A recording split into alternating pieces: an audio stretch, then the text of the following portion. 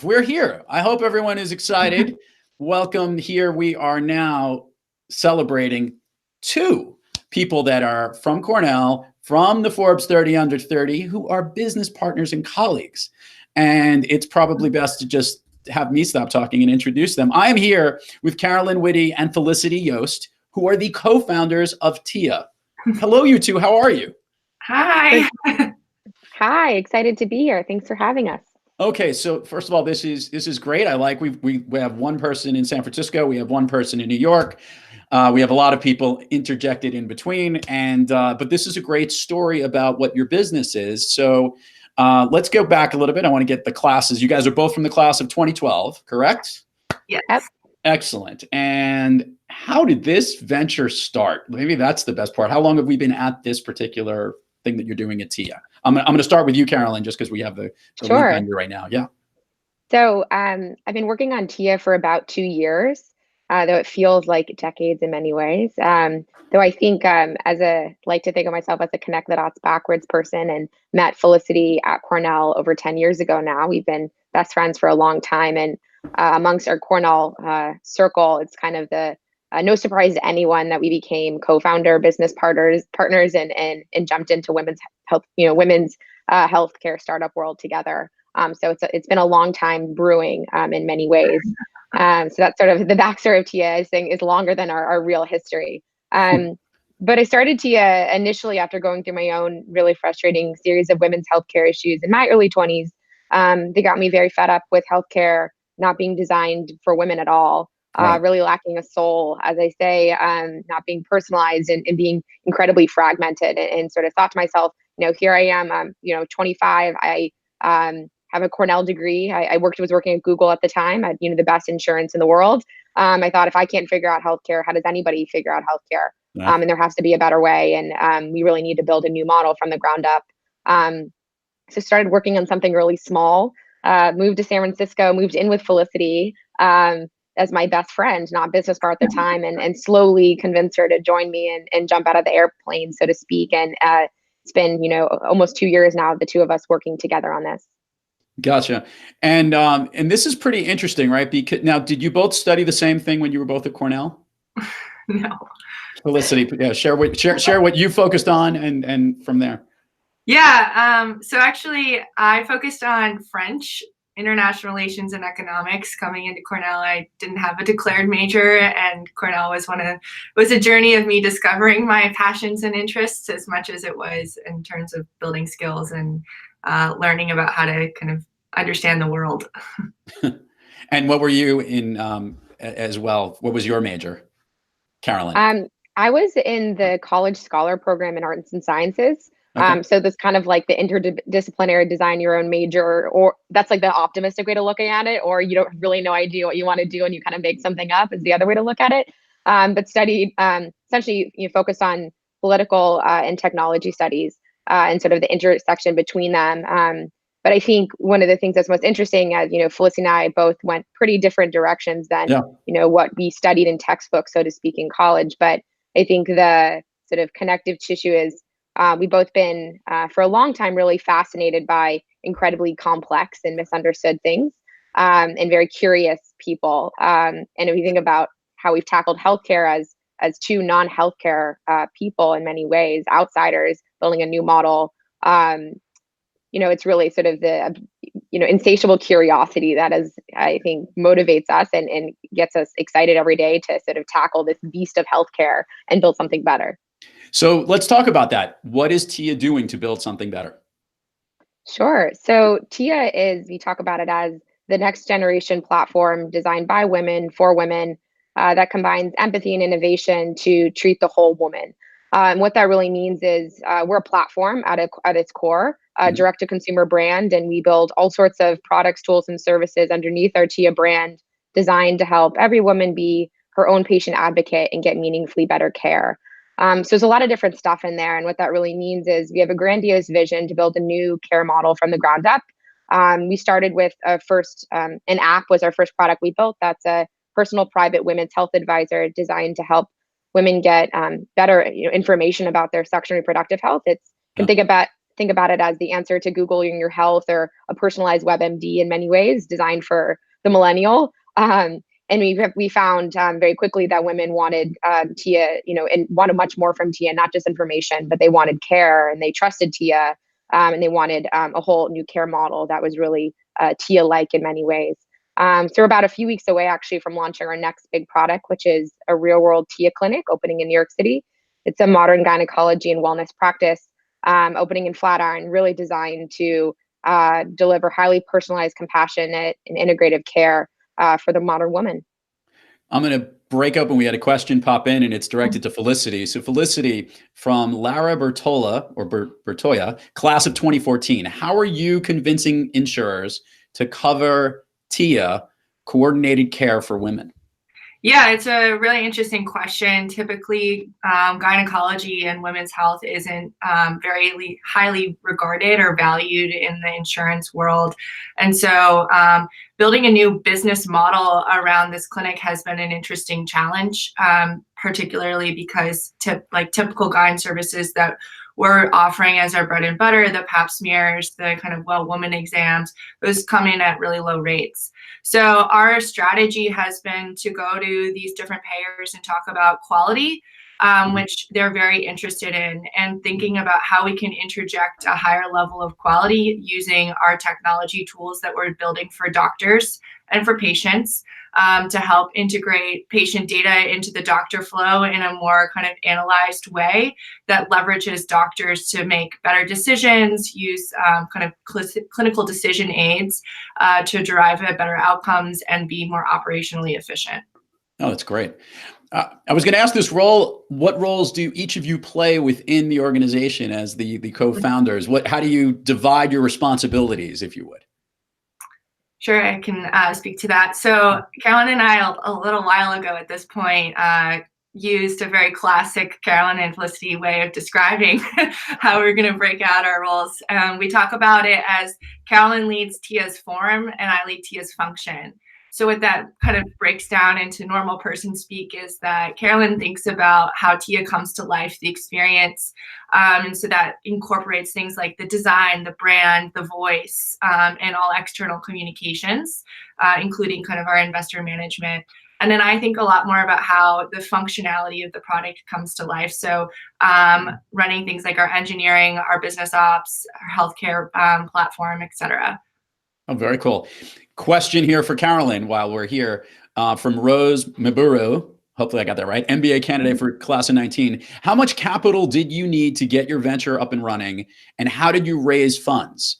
And if you could also talk about the pressures and crisis during that early survival period in getting the company up. Yeah, absolutely. It's been a journey, and we're just at the beginning of it in many ways, in the fundraising as well. So Tia started at our dining room table. We've grown from there. We're sort of a real company now, but we were bootstrapping in the early days. Felicity and I spent many months of our life being Tia, quite literally like messaging with women across the country about their healthcare needs, to really prove demand and sort of initial legs of product market fit. Which we really needed we needed that data to really go to the VC world and actually raise venture capital, which we did. We raised our first seed round last September, and to date have raised total of $6 million in venture capital, initially to build our first tech product, and the latest round of funding has gone towards getting our initial brick and mortar clinic and proof of concept out in the world. Wow. So it's been a journey. A lot of sort of, as a first-time founder, first-time CEO, figuring out how to fundraise, how to tell a story, how to prove the right things in the right order, and have enough conviction in what we want to build that we can go tell that story and get supporters for it. I think this is a good point to ask this question. Obviously, we're celebrating here your Forbes 30 under 30, and what a great honor that is. Let's talk about some of the biggest challenges that you've had since you've started this. What have been the hurdles, whether internal or obviously from fundraising perspective, or what have been the things that have made, the bumps and roads of being an entrepreneur? Talk about that path on the road that you're driving on. Sure. I'll start. I imagine that there's some challenges that are the same and some challenges that have been different for each of us. For me, I think the biggest two challenges that stand out the past 2 years have been um, having enough conviction and belief and sort of seeing into the future, seeing the forest through the trees and seeing something that no one else sees, Yeah. without, while also like being on earth and knowing like what's the vision and what's reality, and kind of constantly going back and forth between those. And you kind of always have to be one step ahead of everybody else, and have enough conviction for people to say, no, this is never going to work, over and over and over again, and believe enough that it will, that you're going to keep going.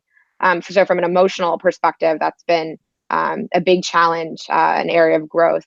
And then the second biggest challenge for me, and I think our team more broadly, has been around prioritization and sequencing. We have a really, really ambitious vision to build an entirely new care model from the ground up. Felicity and I are really motivated, have always been motivated by, deep systemic change and not point solutions or sort of a quick business we're trying to build and sell. And then when you have a sort of multi-chaptered vision in many ways that we hope to achieve, doing things in the right order is incredibly important and challenging when you're resource constrained, which every startup is. So how to, have blinders onto all the millions of ideas that we have and say, put that on the shelf. We're going to do that next year. We're going to think about that in 18 months or in 3 months, has been a really important leadership and management learning for both of us. Yeah, I would just add on to that. I think one of the other hardest things that we've had to do is go from pivoting a product that was purely tech and data focused to actually integrating real life healthcare service delivery into our product. And there were kind of two subsets of why that was really complicated. The first one being that Carolyn and I have no healthcare background, and now that we've kind of started to make strides towards proving that we can manage or kind of make our way through this crazy wild field of healthcare, people are giving us a little bit of kudos for that. But at the same time, most people still look at us and say, why would I believe that you can get anything done in this incredibly kind of institutional field as it is? And so I think that's been really challenging, from attracting investors and getting investors to buy into our ability to navigate this landscape, being able to work with the insurers of the world, or the payers as we normally call them, and the providers of the world, and bringing together a really complicated landscape of players.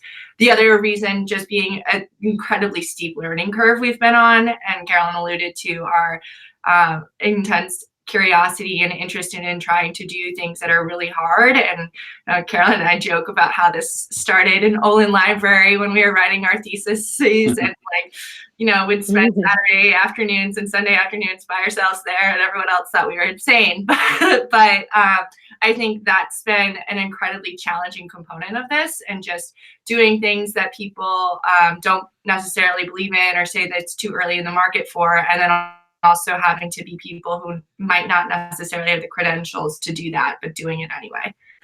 I was going to add, I think your lack of familiarity in the healthcare space is probably an advantage because of how bad the healthcare system has been in the past. And the reality is that two fresh new faces and a new perspective on this is probably what was really needed, and probably what has made a lot of investors and eventually clients and participants more and employees down the road attracted to your organization. What does TIA stand for? Or does it stand for? Yeah, it does. So TIA stands for Ant in Spanish.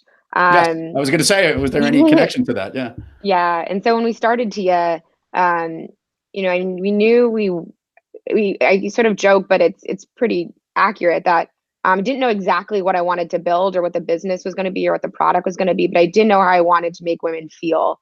And that's pretty much the exact opposite of how any woman feels when they go to the doctor's office today or when they interact with the healthcare system.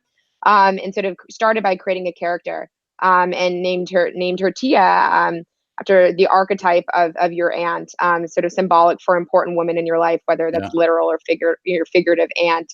Every woman has that person that they turn to when the going gets tough, for hard questions, for support, and that they trust above all else. And our brand, our platform is really about love and trust and making women feel heard when no one else is listening. And that's really the story behind TIA and where we came up with the name. I think it's great, and I think it's needed. I think in this era of an importance of recognizing inclusion and recognizing speciality and focusing on this particular area. I can totally understand why people would be attracted to this, but more notably that you're answering and helping people with a specific need. And kudos to you guys for pulling that together. I was going to try to lump this together around this honor that you guys have been bestowed upon. And that is when you found out, like, what was that experience like for each of you, learning that you were on this list? Were you together? Was it like electronic communication? You're both laughing at this. I want to hear each of your perspectives when you learned that you were on this list. Do you want to start? Let's let Felicity. We'll let Felicity go first, just because she laughed during this moment. Yeah, so. I honestly don't remember what we were doing. Neither. I'm pretty sure my dad texted me. You were too busy working? This is a good Cornell story. He has a friend who's in the Cornell Club of Chicago with him, whose son also went to Cornell. He's a year below us. And I'm pretty sure his son sent the article to his dad, and his dad forwarded it. Wait, so you didn't even get like a direct communication from them, and just like the list came out and there was no way of reaching either one of you? Really? Oh. No, there was an email. Yeah. There was an email. There was an email. We just emails that come in a day. Right. Oh, that's pretty funny. Yeah. One more, I'm just looking here. Was that another question that just popped in? Hold on one second. Another question. How has Cornell's education prepared you for your entrepreneurial business? Any programs or any classes that have helped you two more than others? So I spoke a little bit to just the curiosity piece, and I'm a big fan of liberal arts and sciences, and Felicity and I were both, byproducts of that program. Sort of the canonical, study something totally different than you'll end up like applying, so to speak, to the real world, which is many, cynical people's criticism of arts and sciences. But I think I like to say we came out on the other side okay.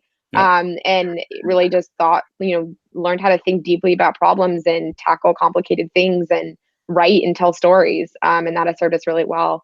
In particular, I think Felicity and I both benefit a lot from like the broader Cornell community and sort of extracurricular circles, if you will. I think back at the beginning of my entrepreneurial journey, and it was actually I won the big idea competition at Cornell my junior year in college. I think it was my junior year. For an idea, actually, in interesting way, it was a health product. It was a malaria bed net that connected to a cell phone charger, and it was a sort of outcome of my experience working on a public health project in Ghana through another organization at Cornell. That really was like my initial sort of exposure to this connection between sort of social good like things or health and technology, and it kind of blew my mind. My first time, really in the developing world and working on this project, and essentially saw that no one really cared about bed nets, but everybody cared about cell phones. And the big idea was, what if we put those two things together and use technology as sort of a carrot to get people to care about their health, and won the big idea competition for it.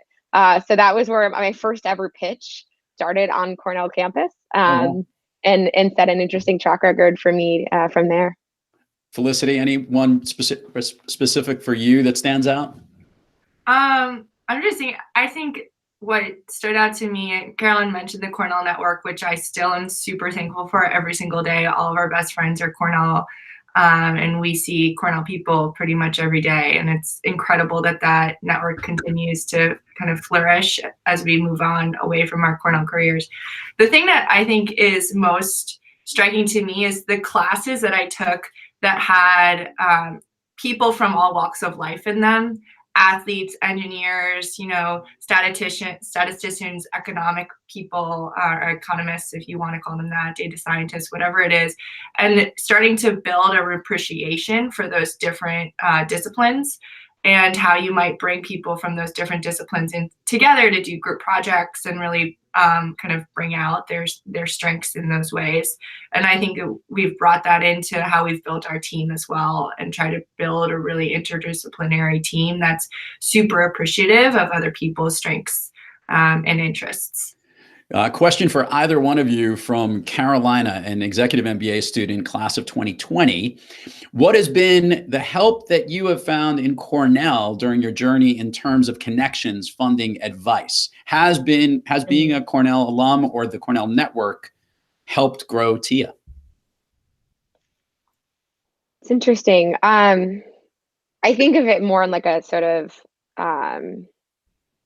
for me personally, the effect has been like my friendships that I have, as Felicity alluded to. We have a just incredibly strong contingent of friends from Cornell that are lifelines and Yeah. sort of rocks that enable us to do what we do in many ways.